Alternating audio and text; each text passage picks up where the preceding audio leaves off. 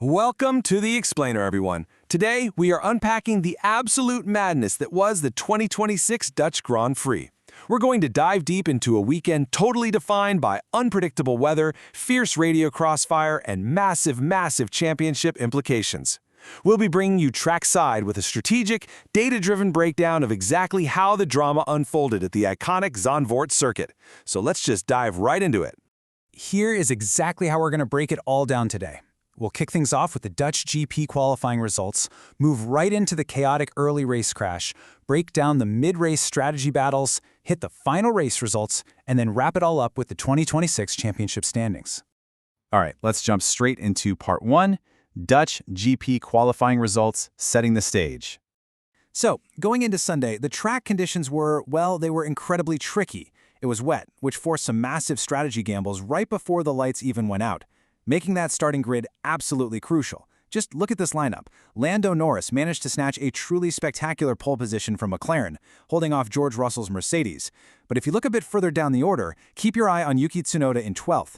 He and the Racing Bulls rolled the dice in a huge way, opting for fresh soft tires on a really unpredictable surface. It basically set up an absolute powder keg for the start. Which brings us to Section 2, dramatic start and early crash, the catalyst. And man, catalyst is definitely the right word here. Because as soon as those lights went out, the entire race was flipped on its head almost instantly. The field accelerates off the line onto this damp, super treacherous track. Everyone is aggressively jockeying for position through Zandvoort's notoriously tight opening corners, and then disaster. Barely one lap in, Max Verstappen completely loses control of his Red Bull and crashes out. I mean, you could literally feel the shockwave ripple through that massive sea of orange-clad local fans. Total disbelief. And this quote right here, it just perfectly sums up the heartbreak. Pushed assuming the track was dry, but it was a misjudgment. That aggressive gamble on a slick track ended in a devastating zero-lap retirement at what is his final home Grand Prix. Just like that, the hometown hero is out and the entire race is blown completely wide open. Okay, moving on to Section 3, mid-race strategy and frustration, the conflict. So, with Verstappen out of the picture, the focus shifted to this incredibly tactical and frankly highly emotional midfield battle. By lap 43, Lewis Hamilton is just glued to the gearbox of his teammate Charles Leclerc, and it leads to this brutally sarcastic, unfiltered radio message. Great waste of time there, guys. Hamilton clearly felt he had way more pace, but Leclerc wouldn't let him by, and Ferrari? Well, they opted not to make a pit call to swap them. By the time Leclerc finally did dive into the pits a lap later to release Hamilton, the damage to Lewis's race time was already done. And honestly, the frustration didn't stop there. Hamilton actually got on the radio and openly asked if he was being used as a guinea pig for the team. He was desperately trying to chase down George Russell for a podium spot, but Ferrari hesitated during a virtual safety car window, which just completely killed his momentum. You know, every single second counts in F1, and for a seven-time champ like Hamilton, these tactical delays were just agonizing to witness. What this transitionary period of technical regulations is really doing is exposing the massive differences in team operations. Look at this comparison. It's night and day. Mercedes operated with clinical precision. They easily swapped Russell and Kimi Antonelli late in the race to maximize their team points.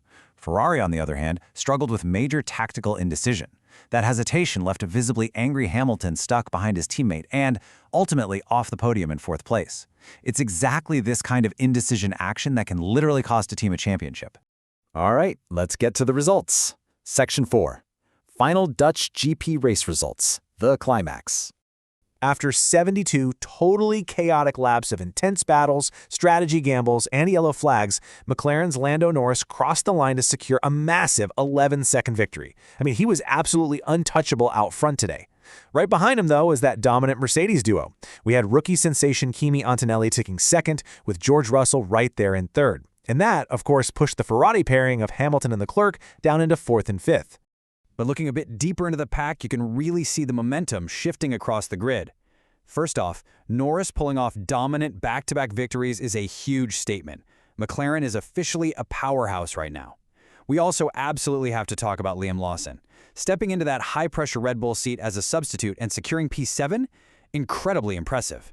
Then you've got the veteran, Fernando Alonso, executing this brilliant one-stop strategy to snag 9th for Aston Martin Honda. Oh, and Yuki Tsunoda, despite a really chaotic race and going off track early on, he still managed to claw his way back to a very respectable 11th place finish. Finally, Section 5, 2026 Championship Point Standings, the resolution. So after all that madness in the Netherlands, what does the overarching 2026 championship narrative actually look like? Well, the picture's pretty stunning. Mercedes rookie Kimi Antonelli is holding on to a commanding 59-point lead at the very top with 242 points. Meanwhile, Max Verstappen's catastrophic 0-point finish at home drops him way down to a distant 6th with 112 points. And with that win, Lando Norris jumps up to 4th, officially leapfrogging Leclerc in the standings. Now, if we zoom out and look at the macro-level constructors battle, Mercedes is just running away with it at 425 points. But look right here at the gap between second and third. Ferrari is sitting at 338, but McLaren's recent surge, obviously fueled by those consecutive wins from Norris, is putting an immense amount of pressure on the Scuderia. McLaren is now up to 263 points. The battle for second place is officially heating up big time. Which leaves us with a pretty thrilling question as we look ahead to the next race. With championship leader Kimi Antonelli slated to take an engine penalty and McLaren riding this undeniable wave of momentum, who is going to conquer the high-speed Temple of Speed at the upcoming Italian Grand Prix in Monza? It is going to be absolutely unmissable. Thank you so much for joining this explainer today, and I really hope this helped you grasp the full story and all that strategic depth from a crazy 2026 Dutch Grand Prix. We'll see you next time.